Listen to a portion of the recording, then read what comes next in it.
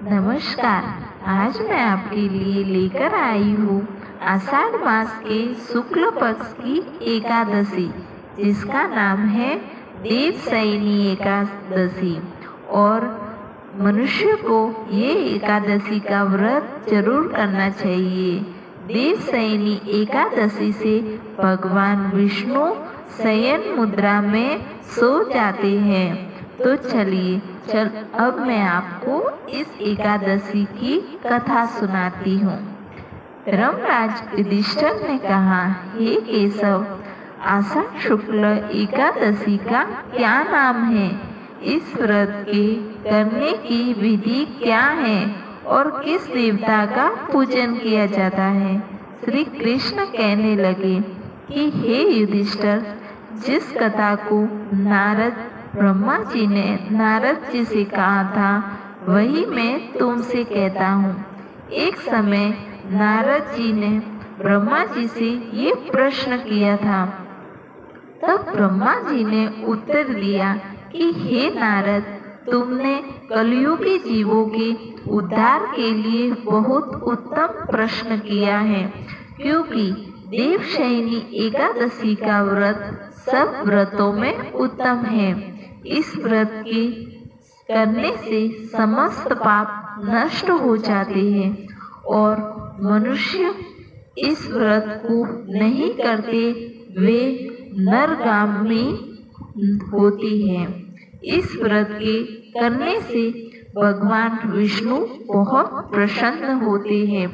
इस एकादशी का नाम पद्मा एकादशी है। अब मैं तुमसे एक पौराणिक कथा कहता हूँ, तुम मन लगाकर सुनो। सूर्य वंश में मांधाता नाम का एक चक्रवर्ती राजा हुआ था, जो सत्यवादी और महान प्रतापी था। वह अपनी प्रजा का पुत्र की भांति पालन किया करता था। उसकी सारी प्रजा धन धान्य से भरपूर और सुखी थी। उसके राज्य में कभी अकाल नहीं पड़ा था। एक समय उस राजा के राज्य में 3 वर्ष तक वर्षा नहीं हुई और अकाल पड़ गया। प्रजा अन्न की कमी के कारण अत्यंत दुखी हो गई। अन्न के न होने से राजा राज्य में अत्यधिक यज्ञादि भी सब बंद हो गए। एक दिन प्रजा राजा के पास जाकर कहने लगी कि हे राजा, सारी प्रजा त्राही त्राही पुकार कर रही है, क्योंकि समस्त विश्व की सृष्टि का कारण वर्षा है। वर्षा के अभाव के कारण अकाल पड़ गया है और अकाल से प्रजा मर रही है। इसलिए हे राजन, कोई ऐसा उपाय बताओ जिससे प्रजा का कष्ट दूर हो जाए। राजा मांधाता कहने लगे कि आप लोग ठीक कह रहे हो, वर्षा से ही अन्न उत्पन्न होता है और आप लोग वर्षा न होने से अत्यंत दुखी हो गए हो। मैं आप लोगों के दुखों को समझता हूँ। ऐसा कहकर राजा उस सेना साथ लेकर वन की तरफ चल दिए। वह अनेक ऋषियों के आश्रम में भ्रमण करता हुआ अंत में ब्रह्मा जी के पुत्र अंगिरा ऋषि के आश्रम में पहुँचे। वहाँ राजा ने घोड़ों से उतरकर अंगिरा ऋषि को प्रणाम किया। मुनि ने राजा को आशीर्वाद देकर कुशल क्षेम के पश्चात उनसे आश्रम में आने का कारण पूछा।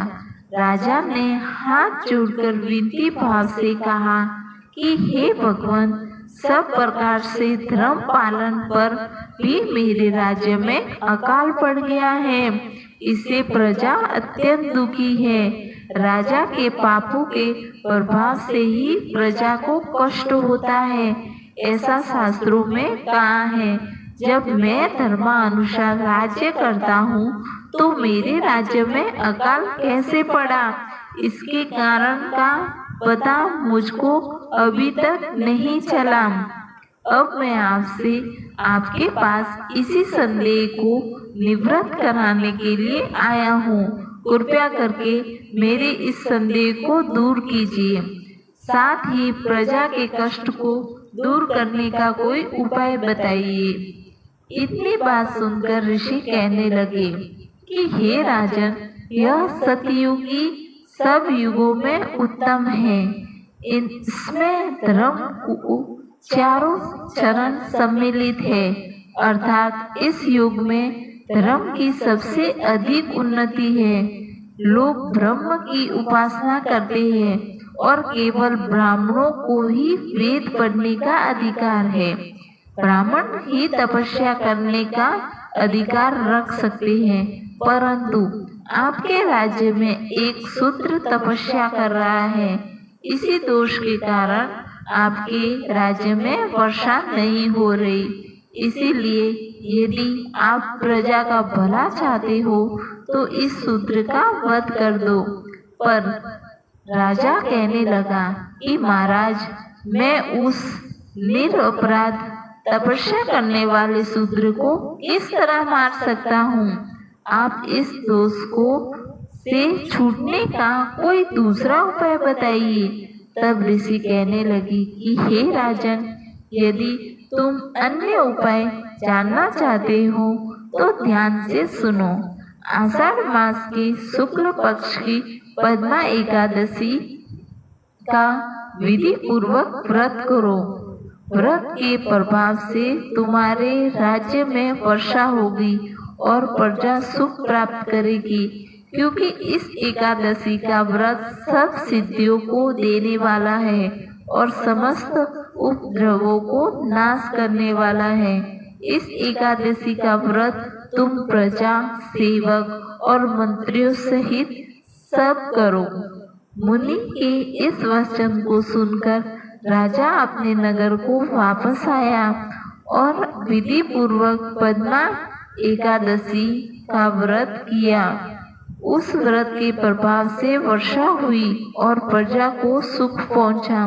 अतः इस मास की एकादशी का व्रत सब मनुष्यों को करना चाहिए। यह व्रत करने से लोक में भोग और परलोक में मुक्ति को देने वाला है।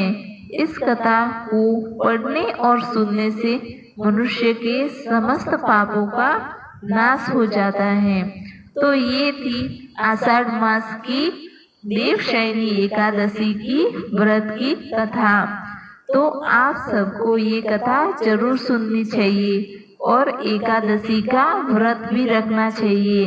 एकादशी का व्रत विधि पूर्वक करना चाहिए। इस व्रत के करने से अनेकों प्रकार के पुण्य मिलते हैं और अंत में वैकुंठ लोक को स्थान मिलता है। तो आपको मेरी कथा कैसी लगी मुझे कमेंट में बताना और मेरे चैनल को लाइक और सब्सक्राइब जरूर करना। ओम भगवते वासुदेवाय नमः। ओम भगवते वासुदेवाय नमः। जय श्री कृष्ण।